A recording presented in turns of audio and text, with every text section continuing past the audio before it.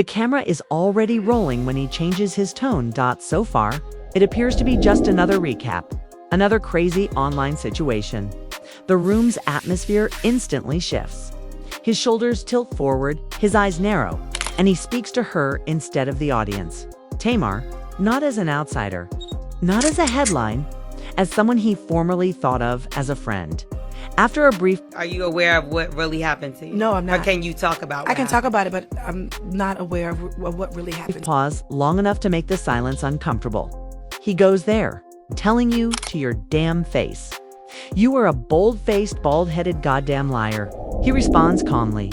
The video freezes in that frame on social media. His jaw was stiff, and his eyes were tight with a mixture of agony and fatigue.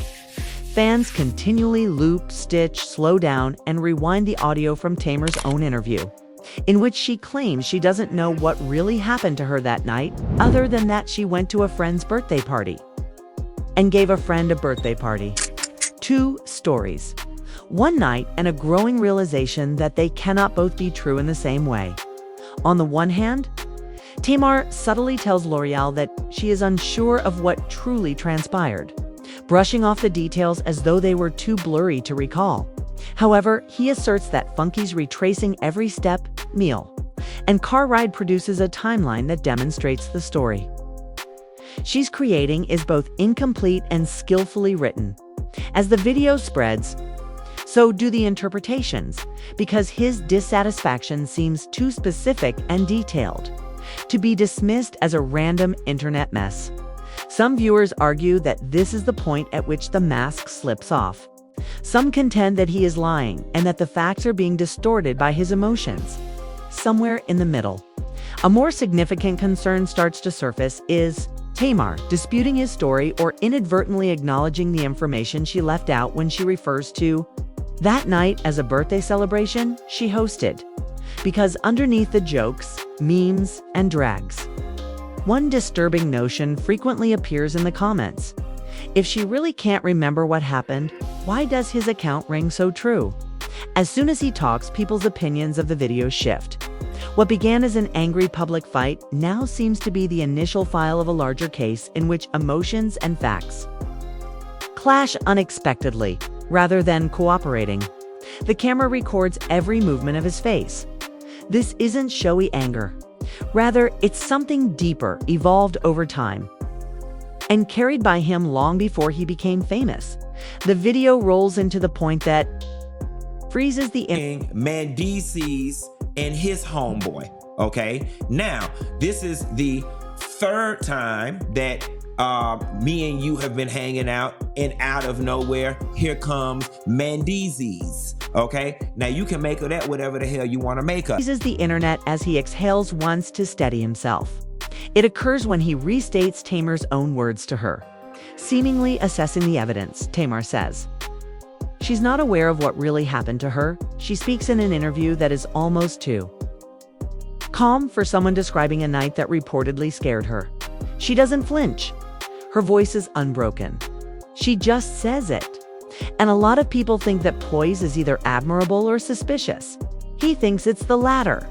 His expression tightens the moment those lyrics are played. Instead of amnesia, he perceives this as manipulation.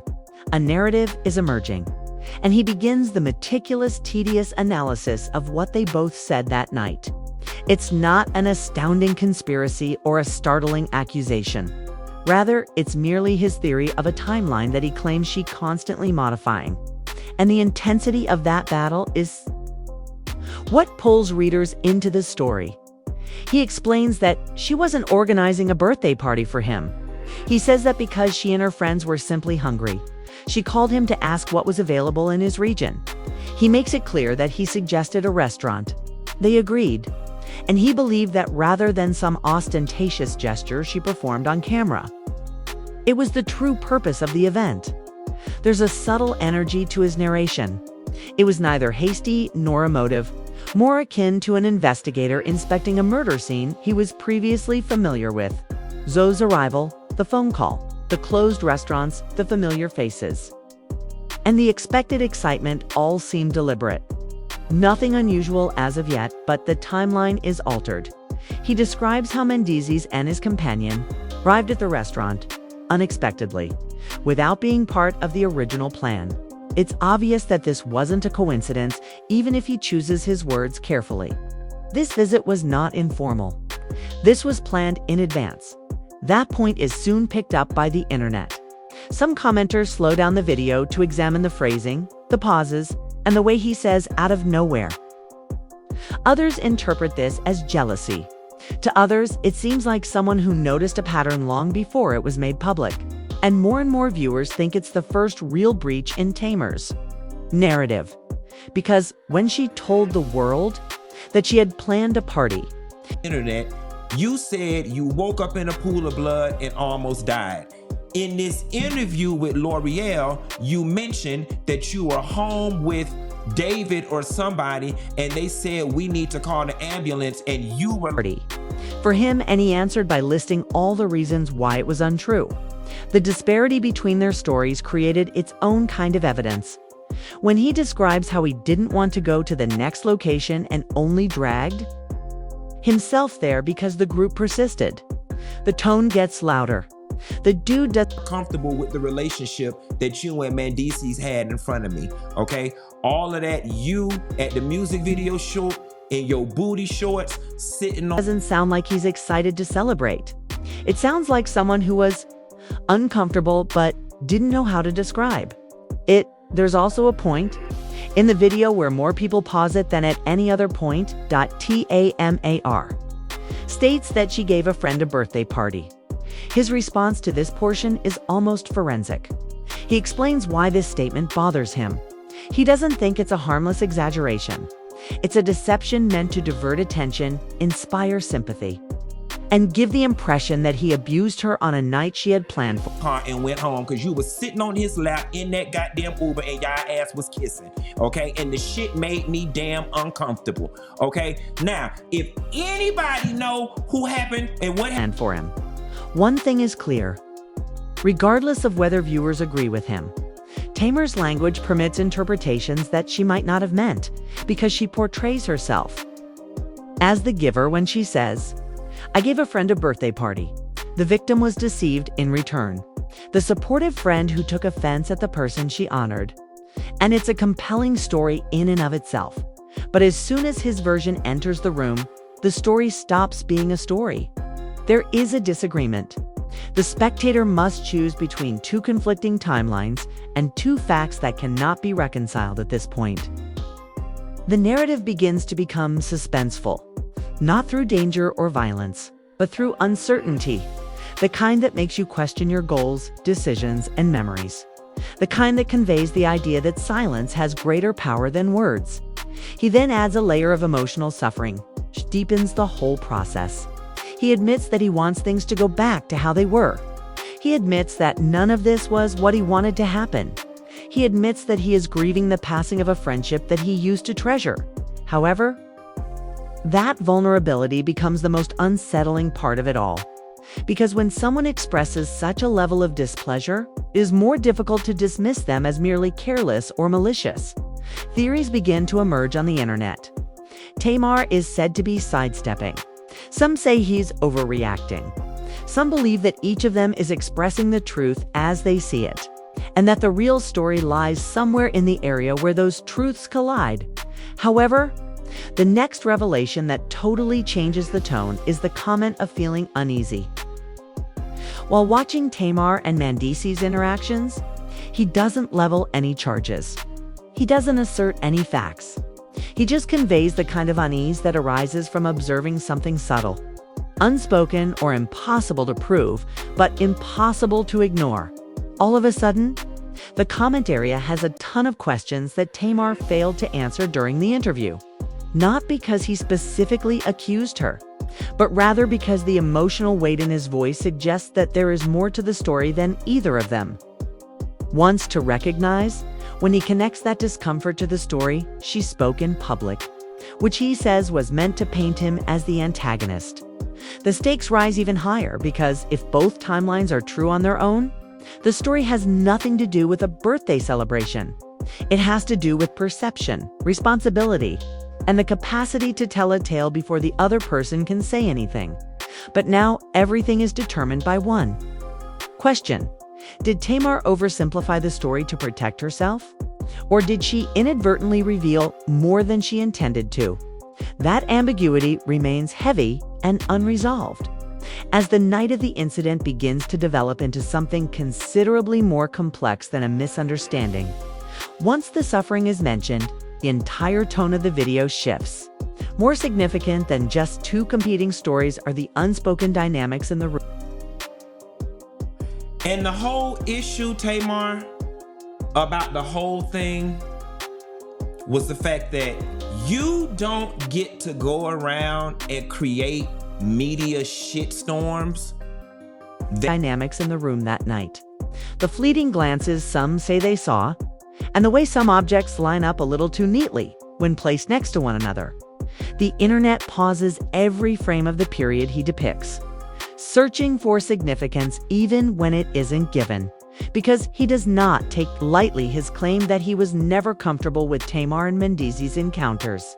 It has a weight to it, a weight that suggests this was a trend rather than an isolated incident. And viewers concentrate on the tension between the lines in online slow-motion edits created by hobbyists. No explicit declaration is made. There isn't any evidence. On its own, though, the suggestion is enough to provoke speculation. And after that, one clip keeps coming up. His admission that Tamar and Mendeecees' relationship unnerves him. It's short, but the way it's delivered makes it seem like someone has been holding something within 4 months. The internet takes that moment and runs with it, creating threads that try to match Tamar's unclear statements that he doesn't know what happened that night. The more people compare the interviews, the larger the gaps get. Gap between what she says and what he portrays, rumors start to emerge in certain areas. He talks about the party's travels, emphasizing his reluctance at each location. The specifics: restaurants shutting, friends deciding where to go next. But you not finna sit your triple face ass up there on L'Oreal's podcast and pretend like, oh, you just had a friend that just did you so wrong. You were just done so wrong. Because if any... Someone suggesting a different place are not that dramatic on their own. But his hesitation turns into a signal in and of itself. He didn't want to stay up late. He refused to switch positions. He refused to exit his vehicle. He felt as though the gang, and especially her, had pushed him to make every decision. This is important because it depicts the rest of the evening as something he was compelled to do, something that initially didn't feel natural to him, rather than as a celebration. That subtle shift in tone creates a new tension. Was Tamar trying to set up a story before daylight even came? Then he brings up the scene that makes everyone go crazy: the trip by car. The dynamic within that car, not the destination, he says. Tamar wasn't sitting by herself in the back seat when they got to her residence. She wasn't. I had 7,000 people waiting in the doggone thing because they knew we were together the night before, and they were just waiting for me to tell what happened. And I said, I don't know what happened to the lady. But I said, baby, I went home, that lady went upstairs. Distant. She wasn't half asleep after a difficult night. He described her as sitting on Mendeecees' lap. And they were kissing each other. That detail causes the internet to blow up, since earlier in the timeline, she implied that she hardly knew him by describing their relationship as casual, restricted, and harmless. But this is a completely different picture from someone who says they were in the same car and saw the exchange from a few inches away, not from a blog or a stranger. At this time, fans begin to analyze intentions. In front of the camera, why? Would she downplay the bond? Why would she portray the evening as a celebration for a friend if the vibe in the car suggested otherwise? Furthermore, why would she claim to be unaware of what transpired given the purportedly close nature of the events before it? None of these questions are addressed in the transcript, but their existence speaks louder than any confirmation. However, he did not charge her with any wrongdoing. Regarding what happened upstairs, he doesn't make any firm statements. Instead, he focuses on his motivations. He didn't go upstairs with her because he believed they wanted privacy. Whatever was going on between them seemed to be more significant to the evening than he was. This distinction becomes a crucial point in the narrative.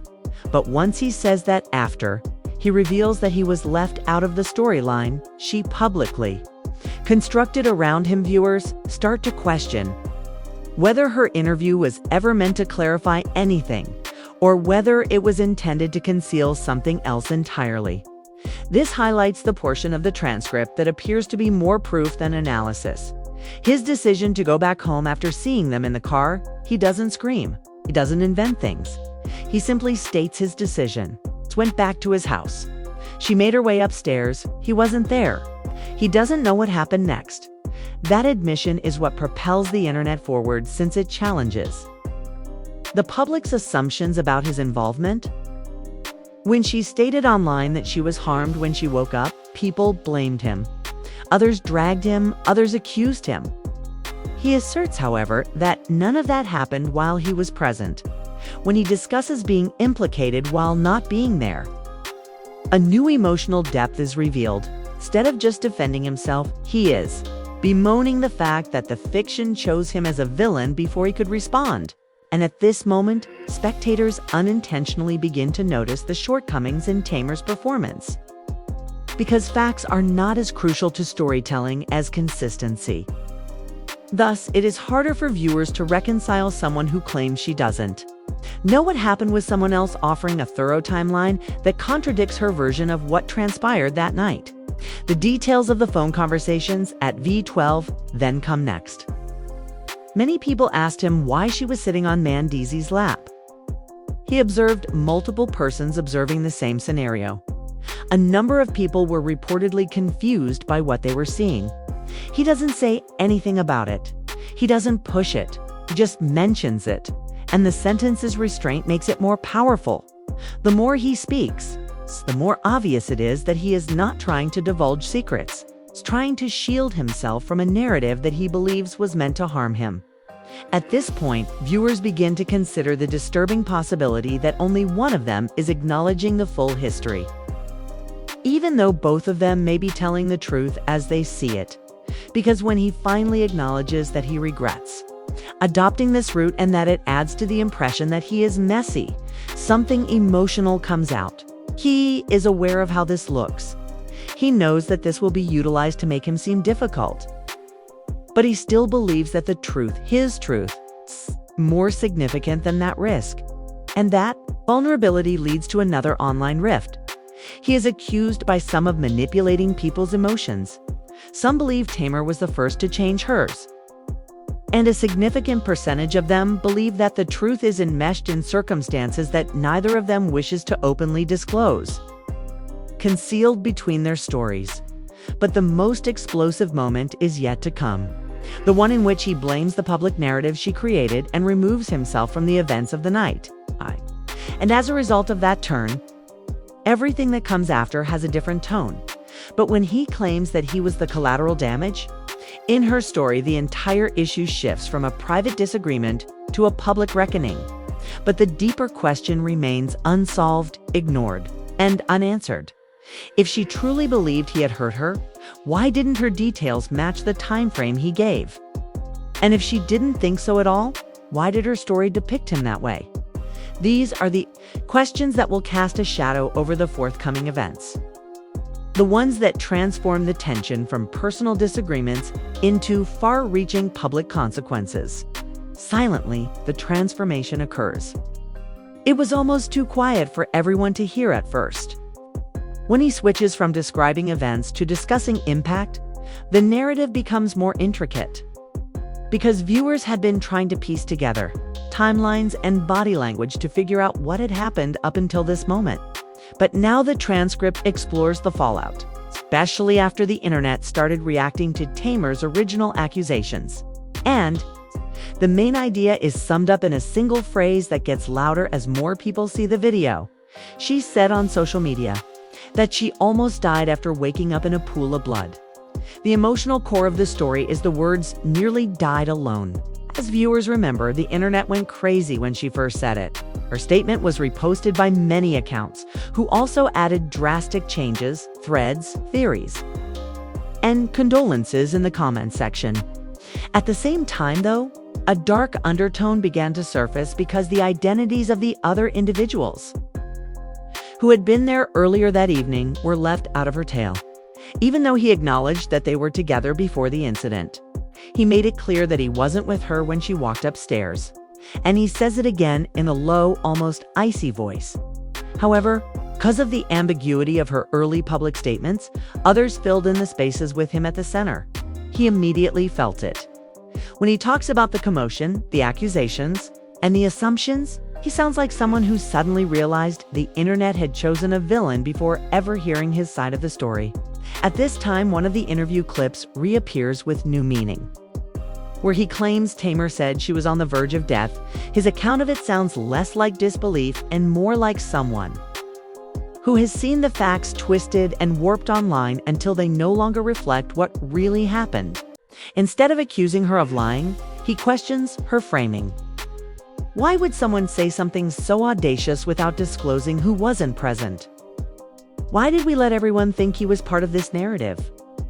When he reveals that someone actually volunteered to call an ambulance that night and that she allegedly declined, the internet explodes once more. This time with suspicion. This time with questions instead of comfort. Rather than using hostility, he emphasizes the contrast with fatigue. There's a weight in his voice when he restates that statement, as if he's reliving the very moment he heard it. Her hesitation to accept the ambulance contradicts the intensity of her earlier claim. It creates a gap that is too large for casual observers to ignore, and gaps encourage hypotheses at this point. Fans start making their own timeline journals. On message forums, there are numerous threads trying to match the emotional drama of her story with the logistical accuracy of his, regardless of whatever side viewers choose. The tension between the two tales becomes unavoidable. Then he begins, discussing how she allegedly shaped her tale while leaving him to handle the aftermath on his own, which is the section of the transcript that drastically alters the tone. He emphasizes how she went online and sparked an all-encompassing media frenzy. His words were anticipated by thousands. Thousands speculated. When he eventually went live to defend himself, he was unable to explain what had transpired because he had no idea. He wasn't there, made it quite obvious, and the pressure just went up as a result. The most shocking part, though, is when he claims that even after he specifically requested her, she refused to tell anyone that he did nothing. She took down what she had eventually put the next day. Individuals respond to that part in different ways, because eliminating anything is not neutral. It suggests ambiguity, or hesitation, or regret, or strategy. The transcript doesn't explain why she erased it, but the act alone alters the entire narrative. If she was certain he wasn't involved, why remove the explanation? If she wasn't sure, why even speak? And if she was trying to protect someone else, why let the internet assume he might be the cause? The quantity of inquiries continues to rise. Instead of confronting her, he bemoans the cost of his quiet. He talks about being dragged online and being accused of things he doesn't know about. The most intense part, though, is when he acknowledges that in his judgment. Neither he nor she were the only ones who were truly wounded by all of this. This admission reverberates through every reaction video and conversation thread. It was quite tasty at this point. Tension increases again, not because he gives details, but rather because he makes references to a dynamic that transcends the night itself. He suggests that implications, hidden connections, and emotional betrayals were not sufficiently handled. At this point, viewers begin to make links between the transcript's earlier mentions of Tamar and Mendeecees' interactions and these later emotional consequences. However, he doesn't elaborate. He drops the line into the water like a stone and lets the ripples organically form. The internet takes care of the rest. Reaction channels analyze each pause and freeze frame every expression. Is what he's saying more meaningful or just a figure of speech? Is he referring to something more tangible, such as emotional betrayal? The transcript is not as clear as his fatigue. The man feels duped twice, once by her story and once by the public's inclination to believe it. There are threads on social media that contrast his and her versions of what happened that night. The disparities widen. There are still unsolved questions. When an entire online audience fills in the spaces, the story suddenly becomes about perception, responsibility, and the dangers of ambiguity rather than just one night. The final interview moment in this part highlights the disparities, where he says she created a media frenzy without his permission. The calmness of the delivery simply heightens the gravity of the charge. Not factual malfeasance, but narrative transgression, emotional trespass, damage to one's reputation. When he speaks, it's clear that this isn't retaliation or exposing. This individual felt trapped in a story he did not compose, depicted in a way he could not alter, and held responsible for something he was not present to see. And this adds to the viewer's increasing uneasiness at this point. If neither of them is giving the complete narrative, how much of the truth is still hidden between the lines? In the silence, how much is lost? In private, how much is left unsaid? That query becomes the catalyst for the subsequent escalation when he takes on the role. She allegedly established for him the messy one, the loud one, the one who tells the truth when pushed too far. But neither of them had anticipated the cost of that obligation. The crucial point is almost imperceptible in the rhythm of his voice. After expressing the quiet, the shame, and the pressure, he transforms into something sharper, kind of resigned clarity. The intensity of the transcript increases while its volume stays constant. He begins to embrace the role he must now play. The role he says she coerced him into by not altering the storyline she came up with. During this transition, viewers perceive a stronger darkening of the tone, as if the lights are dimming and the camera is drawing closer. Instead of the night itself, he is now unraveling its effects. He mentions the people who contacted him and asserted that she must have been acting inappropriately, simply because they saw what she was doing in public. Instead of criticizing her, he presents those results as proof of the misconception he was placed in. It wasn't his story. It wasn't his tale. But he was compelled to do it against his will. The internet exploits this idea because it demonstrates the power of a single ambiguous term. When it is magnified over thousands of screens, not because it validates anything, fans often cite another interview, moment as the emotional turning point in the conflict, where he asserts that despite his belief that he was the collateral damage, she depicted him as mistreating her like a low-frequency vibration. The phrase is subtle, yet clearly heavy. As they repeat the phrase collateral, they read into the pause that follows. Some people think he sounds hurt. He appears relieved to let go of all he's been holding inside, according to others. And some believe that, in addition to their personal struggle, the episode exposes a long-standing pattern of miscommunication between well-known figures and the narratives they construct online. The tension now goes beyond just the two of them. The idea of relational, emotional, and reputational injury takes on a life of its own in the unfolding scenario. He explains that he had told her time and time again to leave him alone in public, emphasizing that he wasn't like the folks around her. That is, he wasn't the type to keep quiet or back down when confronted, setting limits in the present. The change from telling stories about the past at this point. The transcript explores how he views himself.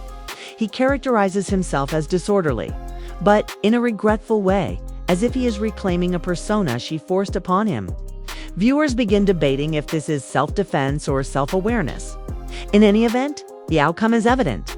The narrative is reframed as a struggle between intense and perceived betrayals. This is the part of the transcript that once again shatters audience reactions. He explains how she refused to correct the false information the internet held on him in spite of his requests. He explains how she took down her correction after posting it. Additionally, when he talks about how quiet affected him, his tone is one of melancholy rather than anger. In that quiet, he suggests that she valued theatrics over reality, participation as opposed to clarity, narrative over friendship. At this point, the video shifts from recounting events to exploring the psychology that underlying them. At least from the audience's perspective, fans begin comparing his specific timeline with her ambiguous comments. They begin to wonder if the inconsistencies in her story were purposeful or accidental. And since the transcript never offers a clear answer, the question itself becomes a source of conflict. After that, he divulges the facts that sparks controversy on social media. She enjoyed the publicity, he says, of course, as someone accustomed to the spotlight, but not with malice. And the fact that she was hesitant to reveal the truth due to that pleasure pained him much more. The idea that she let the misunderstanding because it momentarily benefited her creates a deeper gap in the audience than any previous one. Suddenly, it's more than just who said the truth. It becomes a problem of motivation, perception, priorities. Another interview reference supports this, where he claims that despite thousands of people waiting, she was unable to alter popular opinion. The images are unnerving. The thousands of people who watched and waited for an unfulfilled revelation destroyed him in real time. Rather, there was a blank that was full with speculation. He restates that he didn't know what had happened, that he went home, and that he wasn't there. And those details form the basis of his defense. But everything is clouded by her silence. This section of the transcript is so subtle. Though, since he never explicitly accuses her of having malicious intent, instead, he is always confused by her choices. Confusion over the discrepancies. Confusion over why, according to her account, he had to be involved at all. This tendency is closely examined on the internet. If she had no reason to believe he was involved, why let the world think otherwise? And if she really believed he was related, why not say it directly instead of implying it? There's no answer. Instead, he highlights the tension by pointing out the inconsistency between her dramatic assertions and the lack of urgency in her actions on the night she says she almost died. One of the most frequently repeated lines in the transcript is his question about why she didn't call the police or medical authorities. Viewers understand his comment as a challenge to the authenticity of her framing, not necessarily to the truth of her experience, but to the narrative that is built around it, and his final statements about not being a part of her support network, not depending on her, and not requiring her financially or emotionally offer a new insight into the motivations behind his speech. He portrays himself as uncontrollable and impervious to her influence. It is a declaration of independence and redefines their relationship. Then, in a sudden, almost dramatic turn of events, he declares that Yandi is the only one who was truly hurt. Not thoroughly explained. Unclear. Simply said, and the silence that follows drowns out the words themselves. The transcript immediately continues after that statement. But viewers never do. That suggestion, that moment, and that name are all fixed in time, because it suggests that other people were also emotionally impacted by the conflict between the two main parties at that point. The anticipation, like to that of a documentary, rises in what was left unsaid rather than what was proven, in the spaces between his sentences, in the discrepancies between her story and his timing, in the unsolved problems of motivation, concealment, and silence. As the video draws to a close, one thing becomes clear. The conflict was never about the night itself. It was about who would eventually be in charge of the narrative.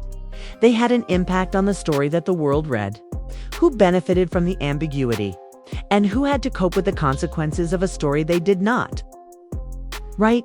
The tension that surrounds the final reflection is the knowledge that even now, with his words clearly expressed, the full truth is still hidden behind the parts that neither party decided to reveal. The tension remains after the video concludes. In many ways, the truth only becomes more acute in the ensuing silence because each viewer is left with a unique interpretation of it, depending on the gaps they decide to fill. with her vague account on one side and his timeline on the other. There is a void between them that neither of them is prepared to define. That's exactly where the theory spread. The speculation becomes more intense, and the public finds itself asking increasingly difficult questions about the creation, defense, and weaponization of narratives, and you are now in charge of the whole situation. You've heard the contradictions. You've seen how his version omitted information while hers only contained fragments. You've seen how he questioned her silence, talked about being held accountable, and suggested that she enjoyed the spotlight while the